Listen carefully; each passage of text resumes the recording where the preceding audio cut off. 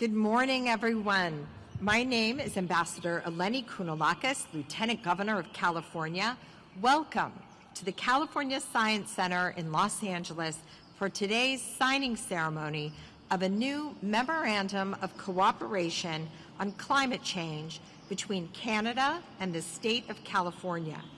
On behalf of Governor Gavin Newsom, who we will hear from in just a few moments, I am honored to welcome to California His Excellency Justin Trudeau, Prime Minister of Canada, and his delegation, including Minister of Environment and Climate Change, Steven Guilbeault. I am also pleased to welcome to our state Canada's Ambassador to the United States, Her Excellency Kristen Hillman, and I am, of course, delighted to see our good friends here in California, Consul General in Los Angeles, Sheik, and Consul General in San Francisco, Sarkar. Today, California and Canada are elevating our joint commitment to combating climate change, signaling our resolve to work together to advance and lead the way to a more sustainable and technologically advanced future. This should come as no surprise, as Canada and California have already established a proven track record of working together on the existential environmental issues of our time.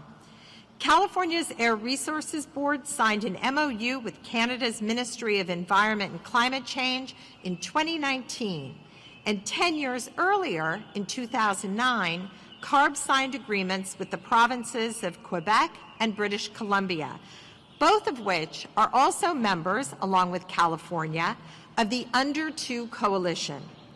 Today, we take our climate change partnership to the next level. As Governor Newsom's representative for International Affairs and Trade Development, I'd be remiss if I did not also mention how grateful we in California are for Canada's strong economic and commercial partnership. Canada is our third largest overall trading partner and has remained our second largest export market since 2006. So on behalf of all of the businesses of California, thank you.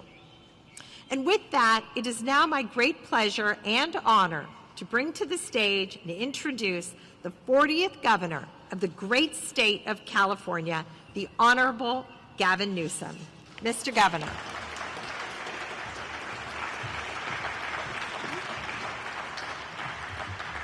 Thank you, Madam Lieutenant Governor. Thank you, all of you, for taking the time to be here. To Ambassador, Consul General, Minister, Mr. Prime Minister, wonderful to have you back in California. I joked last time the Prime Minister was in California.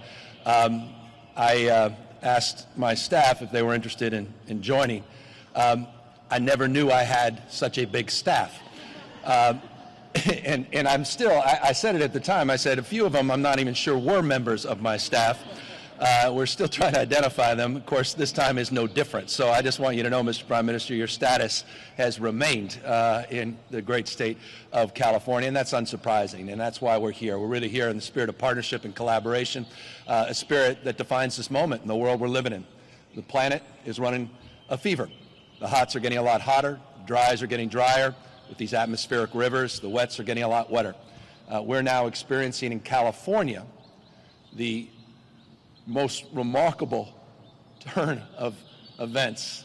Now the remarkably seventh year of a drought in just the last decade alone. You've seen the horrific images all around the world of communities and towns, lifestyles, traditions that have literally been eliminated because of the fire, literally, and fury of Mother Nature. You've seen communities like Grizzly Flats and Greenville, of course, Paradise, California, just leveled because of these existential realities. So we're here sober and mindful of that moment we are all living in and through, and also mindful that we have to disabuse ourselves of a value proposition that's so often situational, meaning in elected office, we're so often consumed by just the immediacy of a moment or two, and this too shall pass. These challenges require a more sustainable value set. And so we're here with a mindset around sustainability, embracing not just our proud past, as the Lieutenant Governor said, in terms of the relationships we've formed over the course of many decades, but with hope and expectation.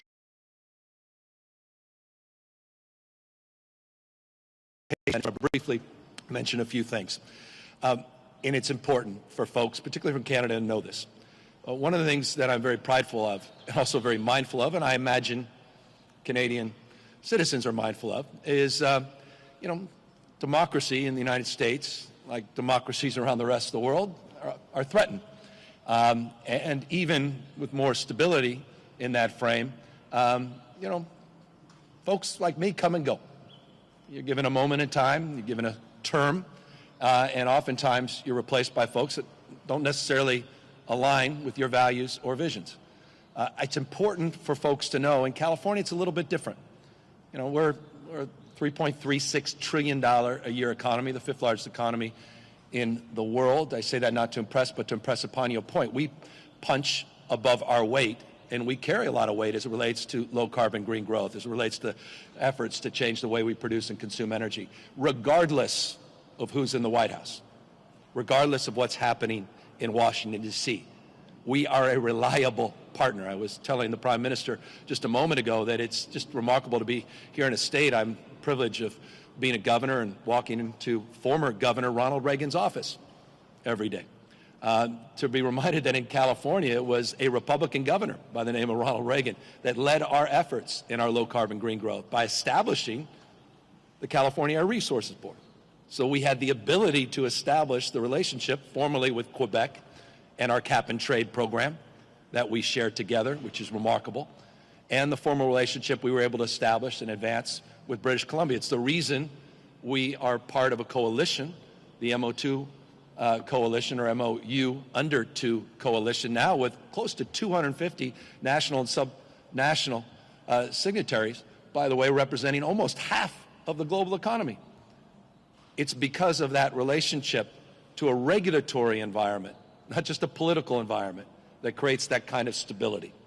So we're here as a stable partner in these efforts to advance and accelerate our collective goals and visions. At the end of the day, this is not going to be solved in California, not going to be solved in the United States. It's going to require a sharing of knowledge, export of values and opportunities. And I just want to close before I introduce the Prime Minister to say that this memorandum of cooperation, often referred to as a memorandum of understanding, though we don't need to understand the crisis and the meritorious nature of what we're doing, this cooperation just sets out our efforts, particularly on electrification as it relates to biodiversity loss, often forgotten in the climate discussion and debate, strategies and approaches as it relates to some of the remarkable work the Prime Minister has been doing as it relates to recycling and issues around plastics, oceans, our preservation of land and water.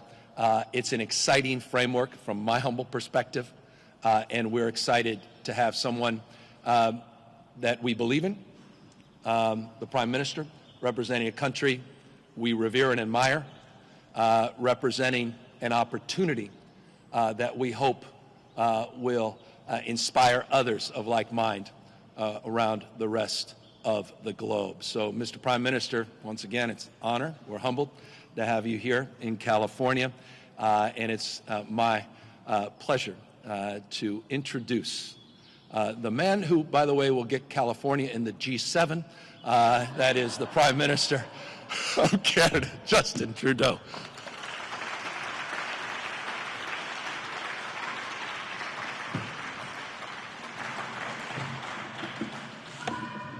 Thank you very much, Governor Gavin. Thank you for not just your kind words, but all your leadership as well. Canada has long had just extraordinary relationships with California, like-minded in so many ways, and we've been able to, under your leadership and predecessors, really deepen and concretize that in ways when, indeed, sometimes we've seen the rest of the United States not be as aligned with Canada on many different things. I want to highlight the team I'm here with, including my Minister of Climate Change and the Environment, Stephen Guilbeault, It's Stephen's birthday today, and he asked me what he wanted for his birthday. I said, how about a memorandum of understanding and agreement with California? He said, that would be awesome, boss. So, also joined by my amazing diplomatic team, our ambassador to the United States, Kirsten Hillman, and our two consul generals to California, both San Francisco and LA in Rana Sarkar and Zaib Sheikh. The governor spoke a little bit about all the ways the world is being challenged right now around climate. We have all in Canada watched horrific images of wildfires and challenging droughts that you've faced here, while at the same time Canada has been going through many of the same things. We had devastating wildfires and heat waves last year that saw the destruction of an entire community in our provincial interior in British Columbia. We saw floods a few months later wipe out major infrastructures and highways. We've seen extreme weather events across the country, and we know that, yes, there's a lot we can do in Canada, but Canada alone cannot solve this problem for Canadians.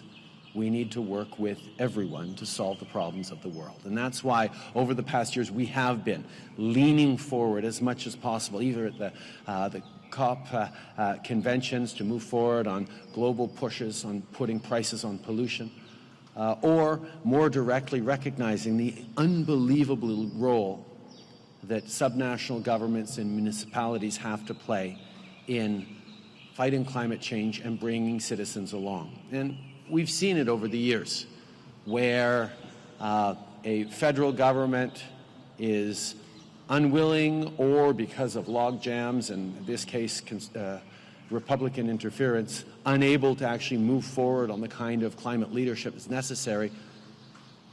State governments and cities step up. And we had that in Canada as well. Before my arrival in power, we had a more conservative government that did not think that climate leadership mattered, and therefore our provinces and our cities stepped up big time in carrying the ball. And now we understand that we just have to work with everyone we possibly can. And California's consistent leadership matters not just for the weight of the Californian economy and population, but it's an example of how to do things, how to look at climate change as a crisis that needs to be responded to, but also a tremendous opportunity that needs to be invested in and drawn on, not just create good green jobs of the future, but good green careers of the future. And that's what we're focused on in Canada, and that's what you're focused on here. It's on the future we want to build. Canadians and Californians share so much. Earlier this week, I met with high school students who are studying sustainability, and one of them, Jacinta, asked how she and her friends could be leaders on climate action. My answer to her was, think about what you can do, yes, but mostly think about how you can gather with and mobilize partners to do the same, because we are not going to do it unless you're bringing people along with you. That's exactly what we're doing here today, putting that into action, teaming up. Because today, as we launch a partnership to continue and deepen the work that we've been doing between Canada and California on climate and nature, we're building a team of almost 80 million people. This new partnership will see us work together on everything from protecting nature, driving investment in clean tech, keeping single-use plastic out of our oceans. We're also committed that Canada and California will bring together experts at UN Climate Week to drive progress on wildfires and climate and forest resilience. The bottom line is we're delivering what matters to people: clean air and water, good jobs, and a strong future that leaves no one behind. En 2019, le Canada et la Californie ont lancé un partenariat initial sur les véhicules zéro émission. On a vu tout ce qu'on peut accomplir en travaillant ensemble. Je pense à des entreprises québécoises, notamment comme Lion Électrique, qu'on connaît très bien au Canada, mais qui s'est maintenant rendu en Californie. Et le gouverneur m'en parlait que oui, il connaît très bien Lion Électrique du Québec. On a fait équipe une fois de plus sur des mesures climatiques et protection de la nature. Et donc ensemble, on peut livrer de l'air et de l'eau propre, de bons emplois et un avenir fort. On climate action, the world is watching. Our vision and commitment to working together matters. So Gavin, thank you for being our partner as we take this historic step. J'ai très hâte de voir tout ce que le Canada et la Californie not just leadership, but citizens committed to working together for a brighter future for all. Merci beaucoup, mes amis.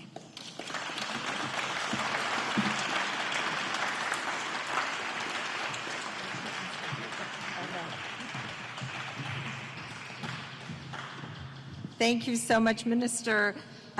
Prime Minister. I would like to now invite Canada's Minister of Environment and Climate Change, Stephen Guilbeault, and California's Secretary of Environmental Protection, Jared Blumenfeld, to the stage to sign the Memorandum of Cooperation. Joining them as well are Lauren Sanchez, the Governor's Senior Climate Advisor, and Andrea Sherstone, Canada's Senior Advisor for Environment and Climate Change. And we will proceed with the signing. Thank you.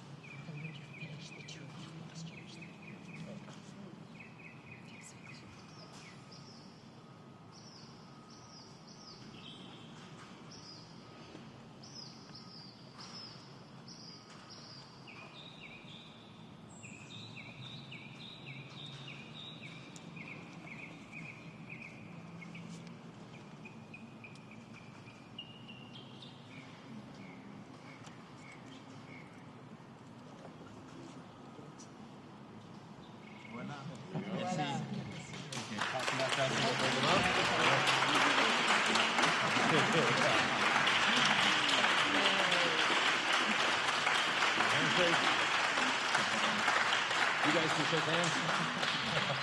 There you go. Well done. You got all the shots. Yeah. Wonderful. Great. Congratulations. Thank you. Great. Thank you. All right. We're here to happily take any questions members of the press have. Hello, Governor. Alex Michelson here from Fox 11. Welcome, Mr. Prime Minister, to California. Good to have you here. Can you talk for a moment, Mr. Prime Minister, about California's unique role in the world? The governor often refers to our state as a nation state. How do you, as Canada, see California and the value of doing something? And I'm also curious about the two of you and your dynamic. Aesthetically, you look like you could be brothers or at least cousins. But substantively, I'm the younger brother, right? Yeah, he's the he reminded me he's the younger brother, which is was a diplomatic faux pas, but we'll discuss that later. Substantively, though, there's a lot of similarities between the two of you, and I wonder, going forward, could this be the start of even more types of agreements and other issues as well? Well, I certainly hope so. I mean, look, it's been a difficult 2 years, the stacking of crisis, overlapping crisis. We were just comparing notes in that respect, so many similarities, but the challenges the Prime Minister faces are extraordinary. And here we are on the other side, we hope, of some of the most acute challenges, particularly over the last couple of years as relates to the challenges being presented by COVID, reestablishing a relationship that we are proud pre-existed. And the opportunity to accelerate them, the opportunity to continue to exchange, particularly as it relates to jobs in the economy. And I think it was right the Prime Minister appropriately highlighted that issue in particular. It's an interesting fact, Mr. Prime Minister. Today in California, as you know, is a big oil-producing state. We have a date with destiny in terms of moving beyond that, and we've established that. But already, green jobs reflect 6 to 1 versus fossil fuel jobs. So this notion of economic workforce, the opportunity, I love careers, not just jobs as well. Those are opportunities to advance and accelerate those exchanges. And so I certainly look forward to that. Canada has always been a country that engages in the world, and whether it's engaging with like-minded countries or like-minded regions or like-minded states like California, we're just there to get things done and work together. And when we find alignment on so many things, as we always have with California, but as we specifically have under Gavin Newsom's administration, we jump on it. The idea of being able to move forward in ways that are collaborative is always better than everyone doing their own thing, not just in ways where we know that climate change is a global phenomenon and has to have global solutions, but on things that might be more individual.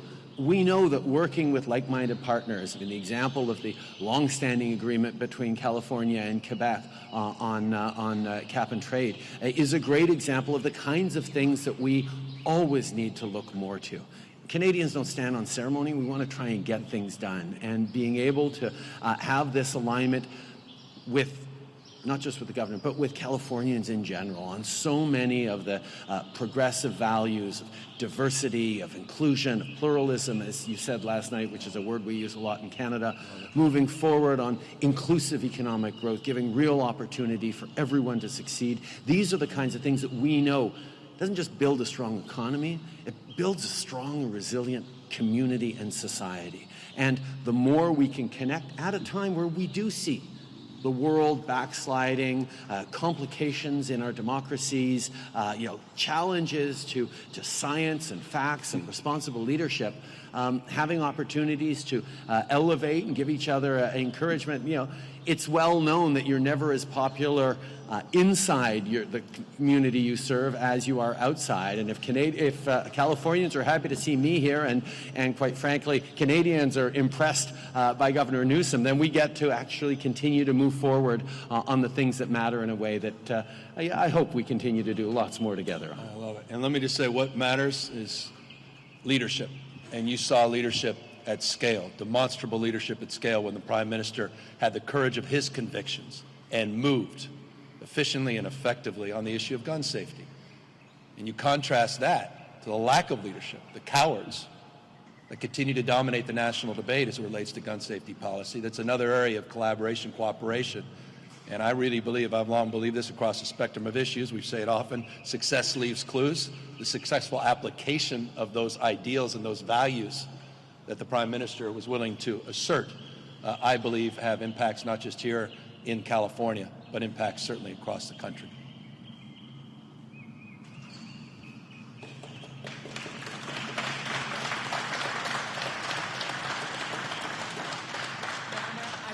Question in French for Prime Minister Trudeau about the summit. Justin Trudeau, si vous pouvez répondre en français et en anglais, s'il vous plaît.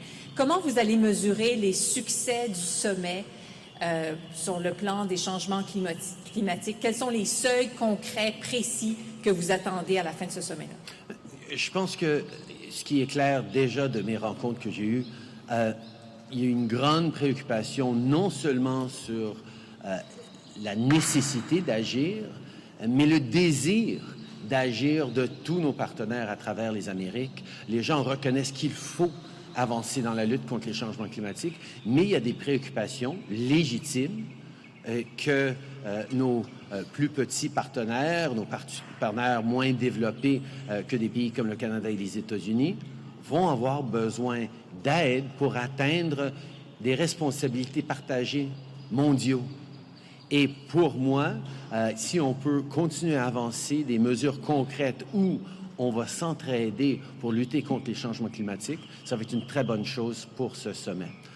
I think one of the things that's been clear already in my many conversations here at the summit with partners is there is almost total agreement that climate change is a priority we need to continue to work hard on, and even all these different governments from across the region are committed to stepping up on climate change, but they are all extremely worried, as we are, quite frankly, about the cost it's associated with fighting climate change.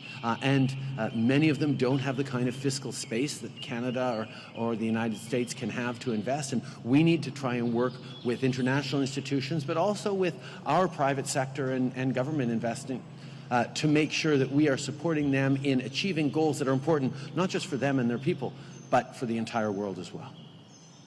Les pays sont engagés, mais en même temps, les populations font face en ce moment à des préoccupations qui sont très concrètes, très réelles et très immédiates aussi avec l'inflation.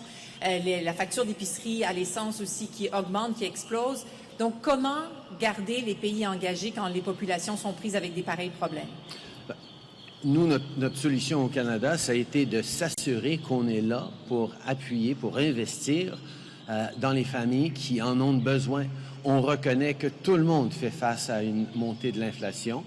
C'est certainement, il y a énormément de différentes causes, que ce soit la pandémie, que ce soit les chaînes d'approvisionnement, que ce soit la guerre en Ukraine, mais les familles ont besoin de soutien. C'est pour ça que le fait qu'on est en train de couper en deux les coûts associés aux garderies va faire une grosse différence pour bien des familles.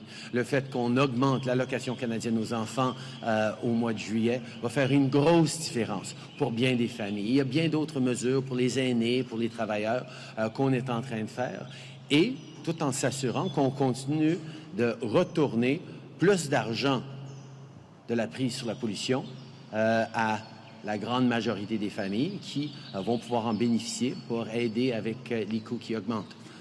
I think we need to understand that inflation is a very, very real thing that families are struggling with, not just at home, but around the world. Many causes to it, whether it's the supply chain disruptions or COVID itself, or recently the illegal war by Russia in Ukraine.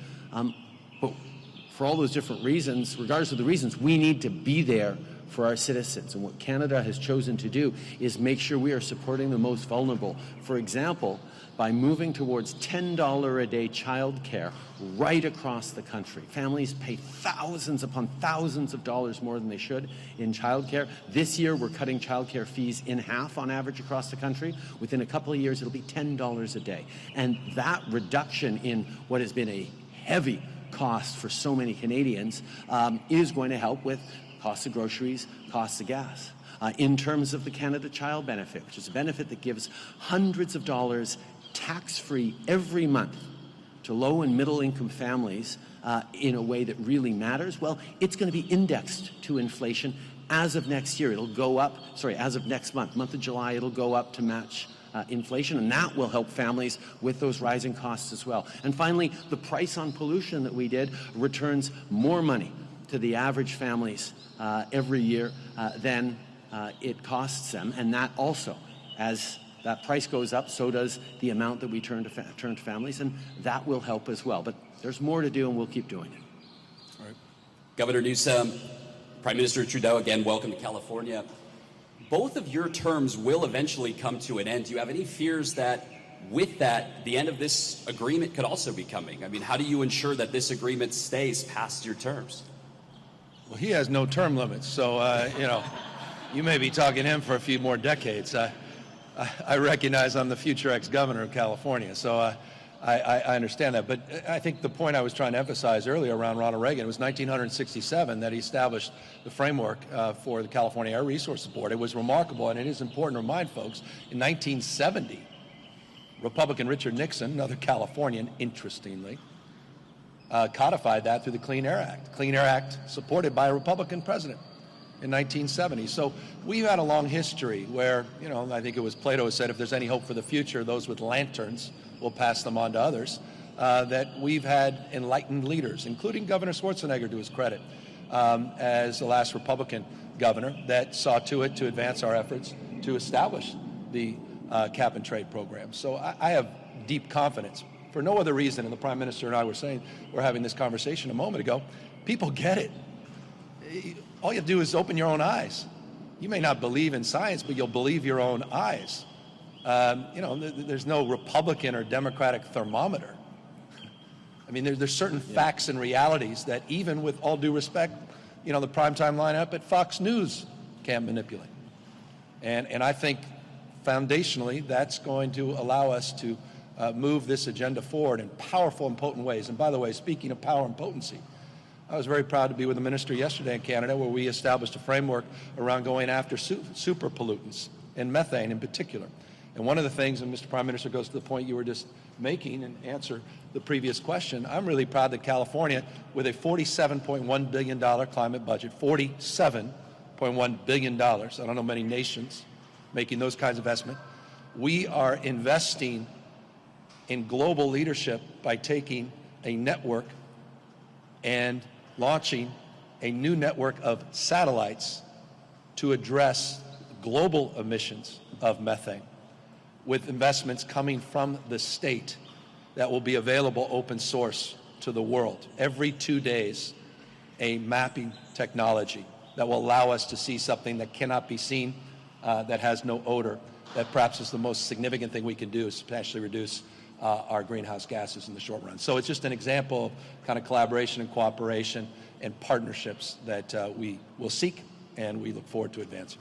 And I fully support everything you just said on that. And I think it's important that, yes, governments continue to be consistent in moving forward on these, but you have to remember that in a democracy, there is nothing that prevents a next government from reversing all the good work done by the previous government, except citizens themselves. And the fact that the initiatives that we've taken over the years, over the decades, have had appreciable, measurable, positive impacts in people's lives, in their communities, is the best and really only guarantee that these things continue. And that's why it's so important that people in the media, that scientists, that civil society, and the governments themselves continue to highlight the work being done, the progress being made, even though there's always more to do. Canadians and Americans and Californians need to continue to have confidence that we are moving forward and that nobody should ever be empowered to move us back.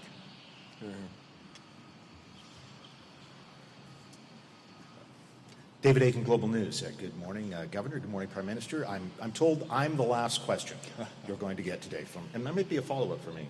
My first question is, it's one for you, Prime Minister, and a similar response for you, Governor Newsom.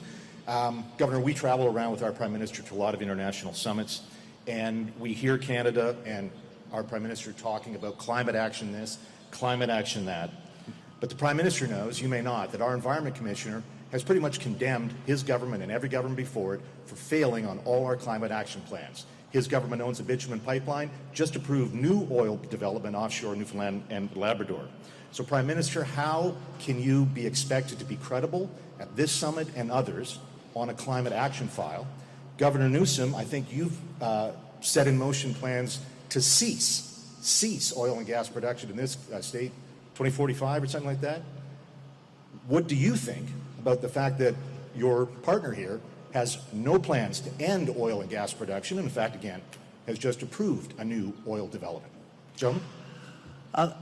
David, you talked about the fact that we go to different summits and talk about climate. What I also do, as soon as I'm sitting around, I've done this from the very first summit I attended in 2015, at the end of 2015, as I was explaining why Canada was taking a remarkably different and better position than we had previously towards the Paris Agreement back at the end of 2015, I preface my comments by saying Canada is one of the largest oil and gas producers in the world.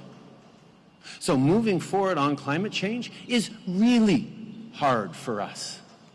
We have a thriving fossil fuel industry in this country, in our country, at a time where the world continues to run on fossil fuels and will for a number more years. So we have every excuse in the world, and the previous Conservative government, to me, certainly used that excuse to say, oh no, Canada has too many fossil fuels, we can't do anything on leading on the environment. But what I understood and what I've always demonstrated is that the fact that we have that means it's all the more important for us to step up and show real leadership on fighting climate change. And that's exactly what we've done. We're one of the few countries in the world to move forward on a broad-based price on pollution and then manage to win 2 elections on that. So it's not a vote killer automatically. And that's a point I make to a lot of my fellow democracies as we're trying to move towards a global standard on pricing pollution. And there's lots of people out there who want to make pollution free again. Well, we're not one of them. We're going to continue to fight for more price on pollution. And, absolutely right, the federal government in Canada doesn't control oil production to the same way, but we do have, thanks to a Supreme Court case that we won recently, control over environmental emissions. So we're moving forward with an absolute cap on oil and gas emissions, and we're going to be reducing those emissions so we can get to net zero by 50. And that's not just waiting until 2049 to do it. Every 5 years, we have to have legislated check-ins on how we're doing on the track to 2050. So, yes, we are stepping up with massive investments in renewables, massive investments in cleaner technologies, because we know that the world is moving off of oil and gas, massively reducing its dependency on it. And the inflation crisis people are facing right now is a motivator for many people to say, well, how fast can we become less reliant on Russian, obviously, but also eventually Saudi and eventually Canadian oil and gas? Well, while we do that, we're investing to make sure that those amazing hard workers in the oil and gas sector in Canada are able to transfer their skills and be building renewable electricity, moving forward on hydrogen, moving forward on carbon capture and storage technology, moving forward on the kinds of solutions that not just we need in Canada, but around the world. So, yes, I will stand here and say, yeah, Canada is a big oil and gas producing country. And because of that, not in spite of that, we are leading on climate change as well. Look, I don't come to this passively or late. I'm a student of what's happening around the globe, and you have real leadership in Canada. I know it's, all of us are prone to criticism, and we're not moving fast enough, we're not pure enough, we're not, but Canada is a leader. And I don't think this, I know this. We did a memorandum of understanding just a couple of years ago in 2019 that happened at a critical time in our nation's history and had a profound impact. You had the Canadian government willing to reach out to California when we were in the middle of a war with the Trump administration on the most significant climate issue for our state, and that's tailpipe emissions. Over 50% when you look, 41% of tailpipe emissions are responsible for our CO2. Our CO2 is 41% of those coming out of tailpipes, but when you look at extraction, it's over 50%. He was trying to take away our waiver that was established by the Reagan administration. And Canada came calling, Prime Minister's office called, and had our back and signed an agreement specific to those issues, which did this. And let me tell you the substance. I can only speak of the substance. Which sent a message to Ford, sent a message to GM, send a message to all of the big automobile manufacturers that we have partners, not just in the United States, but partners around the globe, and set the tone and tenor for a different conversation that ultimately allowed me, shortly after we signed the MOU, Mr. Prime Minister, to have the courage to put out the first executive order of its kind in the United States saying we're banning the sale of all gas-powered cars by 2035. That would not have happened if my mind wasn't stretched to the possibilities and the partnerships beyond our own borders. So I can speak to that, and that is substance.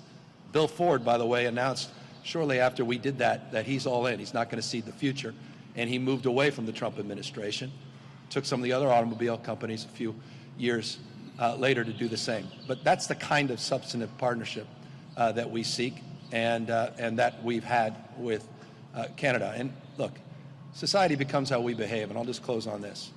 We are our behaviors. Well, it's naive. I'm going to drive away in a car. It needs to be filled up. All of us, that's unfortunate. But we're also doing things that no other state is doing in terms of electrifying our vehicle fleet. $10 billion of the $47.1 billion is specifically in our electrification efforts. So it's right to ask the question I think you asked.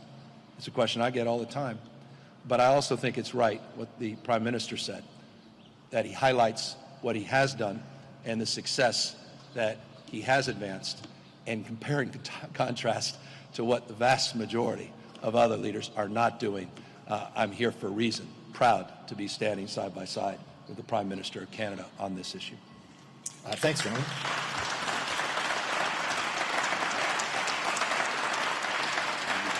I think we have one. Just a quick follow-up. I just wonder if we can get into some substance on today's MOU.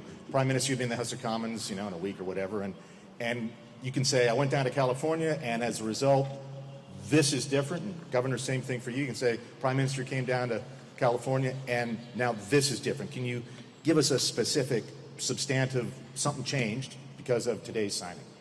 Well, the first thing I'll do is point out what changed because of the last time we were down, because we got many of the same questions. The Environment Minister who came down to sign this last time in 2019 got many to say, how is this going to actually make a difference?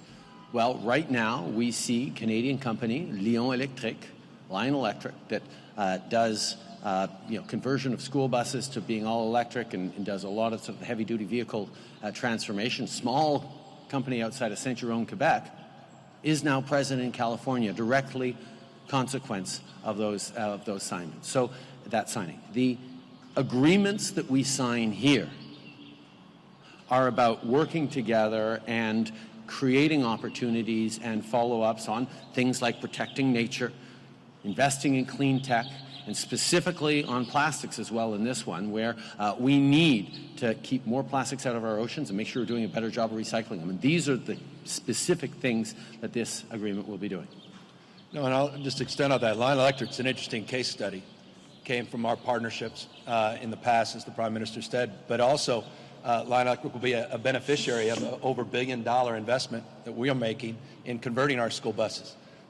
Subsidies that the state of California has put in front of the California legislature. In a matter of weeks, I will sign that budget that will include those subsidies. It's just an example of the opportunities and the capacity to accelerate investments and create the economic opportunities that we all seek. Look, I think the most substantive thing oftentimes coming out of these things is the relationships, the folks you see in the front row.